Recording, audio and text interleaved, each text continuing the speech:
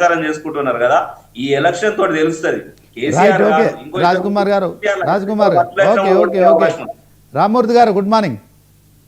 Good morning అండి.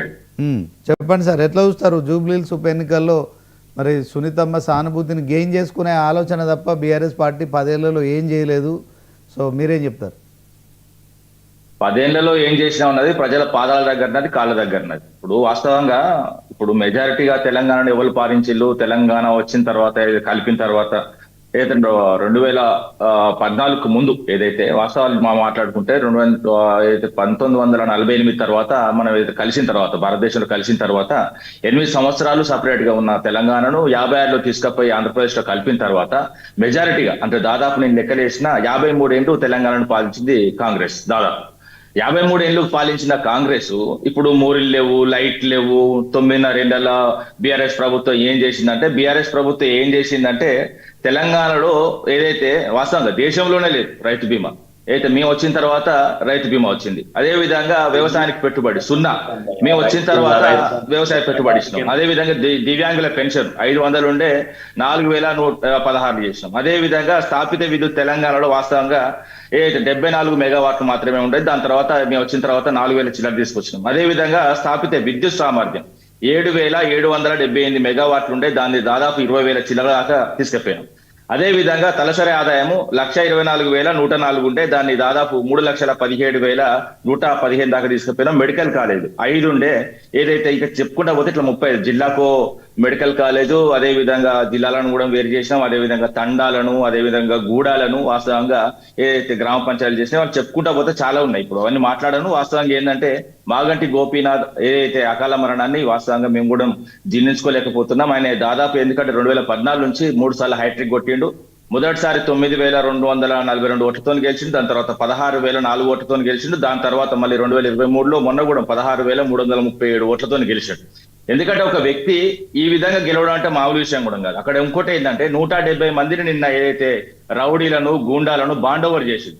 అంటే ఆ రౌడీలు, గూండాలు ఉన్న ప్లేస్ లో ఏంటంటే వాస్తవంగా 170 మంది అంటే ఇది అఫీషియల్ గా, అన్అఫీషియల్ గా ఇంకెంతమంది గుండాలు ఉంటారో, ఎంతమంది రౌడీలు ఉంటారో కూడా తెలుసుకోవచ్చు. ఆ గుండా రాజ్యాల మీద, ఆ రౌడీల రాజ్యం మీద వాస్తవం గెలిచిందంటే మామూలు విషయం కాదు 3 సార్లు గెలవడం అంటే. అదే విధంగా జూబ్లీహిల్స్ ఎన్నికని నేను ఎట్లా వర్ణిస్తున్నానంటే రౌడీలకు, గుండాలకు, రాజకీయ నాయకులకు జరిగే పోరాటం, అదే విధంగా సామాన్య ప్రజలకు, అదే విధంగా రౌడీలకు జరుగుతున్న పోరాటం, అదే విధంగా కాంగ్రెస్ మోసాలకు బీఆర్ఎస్ న్యాయానికి జరిగే పోరాటం. ఇలాంటి పోరాటంలో ఎవరు గెలుస్తారో చూద్దాం. అదే విధంగా నవీన్ యాదవ్ 2 సార్లు ఓడిపోయిండు. ఎందుకు ఓడిపోయిండు అన్నది ప్రజలు ఎందుకు తిరస్కరించారు అన్నది కూడా ఒకసారి ఆత్మవిమర్శ చేసుకోవాలి. ఇంకా చాలా విషయాలు మాట్లాడుకుంటే ఇప్పుడు పాపారావు గారు చాలా అద్భుతంగా చెప్పిళ్ళు. ఎక్కడంటే వాస్తవంగా రాష్ట్రంలో ఎక్కడ చూసినా కూడా, ఎవరిని మెసేజిచ్చినా కూడా ఏదైతే కాంగ్రెస్ పార్టీ మీద తీవ్రమైన వ్యతిరేకత ఉన్నది. అదే విధంగా ముస్లిం ఓట్లు ఎన్ని ఉన్నాయి, అదే విధంగా ఏదైతే బీసీ ఓట్లు ఎన్ని ఉన్నాయి, వాళ్ళు మొత్తం ఒక దిక్కు వెయ్యరు. ఏదైతే ఇప్పుడు మనం ఏదైతే అభివృద్ధి వైపు చూస్తారో, ముఖ్యంగా అయితే లాస్ట్ ఎలక్షన్స్ లో కూడా మనం చూసుకుంటే అసెంబ్లీ ఎలక్షన్స్ కూడా హైదరాబాద్ అంతా అయితే బీఆర్ఎస్ వైపే ఉన్నది. ఎందుకంటే హైదరాబాద్ లో 36 ఫ్లైఓవర్లు కట్టాం. అదే విధంగా ఐటీని ఏ విధంగా పరిమితించినాం అందరికీ తెలుసు. ఎందుకంటే ఒకప్పుడు 3 లక్షల ఉద్యోగాలు ఉన్న ఐటీ ఉద్యోగులను దాదాపు 9 లక్షల దాకా తీసుకెళ్తున్నాం. ఆ విధంగా ఎన్ని ఐటీ కంపెనీలు తీసుకొచ్చినాం అన్నది తెలంగాణ ప్రజలకు తెలుసు, ముఖ్యంగా అయితే హైదరాబాద్ ప్రజలకు తెలుసు. ఇంకా ముస్లింలకు మేము ఏం చేసినాం అన్నది కూడా ముస్లిం ఓటు బ్యాంక్ గురించి మాట్లాడుతూ ముస్లింలకు షాదీ ముబారక్ ఇచ్చినాం. అదే విధంగా ఇమాంల మౌజీలకు గౌరవ వేతనం ఇచ్చినాం. అదే విధంగా రంజాన్ తోఫా ఇచ్చినాం. అదే విధంగా కార్యక్రమాల్లో కూడా ముస్లింలు అక్కున పెట్టుకున్నాం. ఏదైతే అనాదిగా ఏదైతే కాంగ్రెస్ పార్టీ ఒక ఓటు బ్యాంక్ లాగా వాళ్ళు వినియోగించుకున్నది కానీ 5 పైసలు ఇచ్చింది కూడా లేదు. అదే విధంగా ఇక బీజేపీకి అంటే ముస్లింలు అంటే పడనే పడదు. ఓన్లీ ఎలక్షన్ ఉన్నప్పుడు మాత్రమే వాళ్ళ మీద ఏదైతే జాలి చూపెడతారు. మొత్తం కంప్లీట్ గా ఏదైతే మా ముస్లింలు భారతీయ ముస్లింస్ అంటారు. ఎలక్షన్స్ అయిపోతే వీళ్ళు పాకిస్తాన్ పారిపోవాలని అది మాట్లాడతారు. అదే విధంగా ఏదైతే పాపారావు గారు మాట్లాడుతూ గుర్తు చేస్తున్నాయి. ఎందుకంటే ఖాన్ గారు అన్నారు వాస్తవంగా హైదరాబాద్ యూత్ ఏదైతే సంబంధించిన ఏదైతే మనోడు ఏదైతే ఉన్నాడో, ఏదైతే సల్మాన్ ఖాన్ ఒకటి స్వతంత్ర సంస్థ హెచ్వైసి పెట్టిండో, హెచ్వైసి సంస్థకు సంబంధించిన అయితే సల్మాన్ ఖాన్ గారు జైన్ కావడం వాస్తవంగా కొంత బలం వాస్తవంగా. ఎందుకంటే పాపారావు గారు కూడా క్లియర్ చెప్పిండు. ఎందుకంటే ఇన్ఫ్లుయెన్సర్ వాస్తవంగా అన్యాయాల మీద చాలా కొట్లాడిండు. సరే, ఆయన మీద గతంలో ఏ విధంగా ఉన్నది ఏందన్నది తర్వాత మాట్లాడుకుంది. ఎందుకంటే మీరు గుండాల రౌడీల గురించి ఆకునేషం ఆగండి, గుండాల రౌడీల గురించి మీరే చెప్పొద్దు. ఇప్పుడు మీ నాయకుని యొక్క ఇప్పుడు నవీన్ యాదవ్ ఒక తండ్రి ఇప్పుడు బాండవర్లో ఉన్నాడు. ఇక మాట్లాడదు, తర్వాత మీరు మాట్లాడిన ఒక్కడు కూడా మాట్లాడలేదు.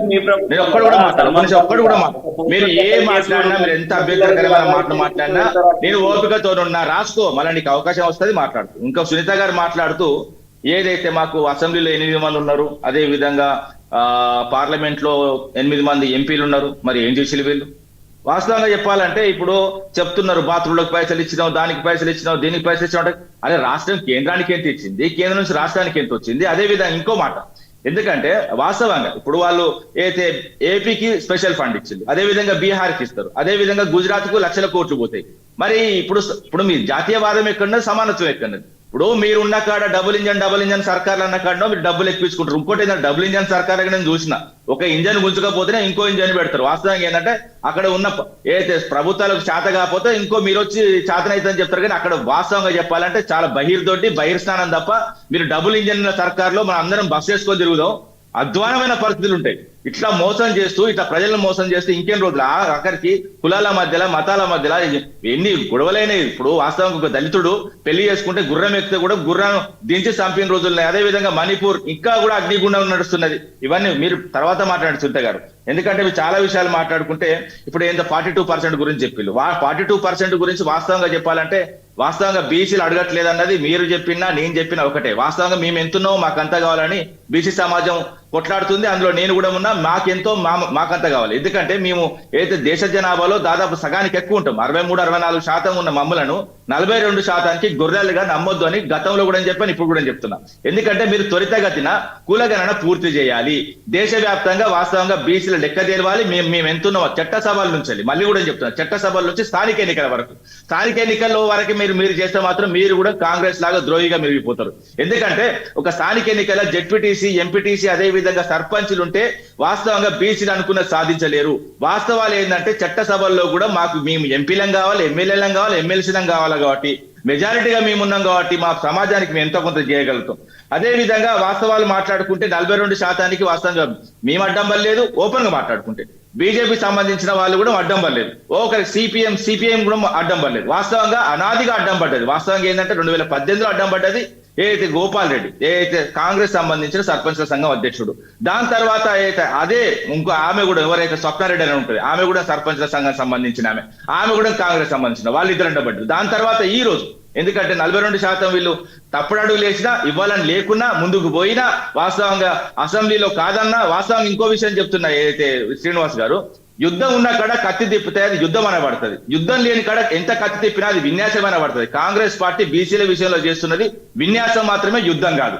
అదే విధంగా నేనేమంటున్నా, అసెంబ్లీ తీర్మానాల వల్ల, జీవోల వల్ల, 9th జీవో వల్ల కాదు, 9th షెడ్యూల్ వల్ల వస్తుందని దేశవ్యాప్తంగా అందరికి తెలుసు, మేధావి వర్గానికి తెలుసు, అన్ని పార్టీలకు తెలుసు. తెలిసి కూడా ఎందుకంటే వీళ్ళు తప్పుడు తడక, ఎందుకంటే వీళ్ళకి ఇవ్వాలని ఉండదు.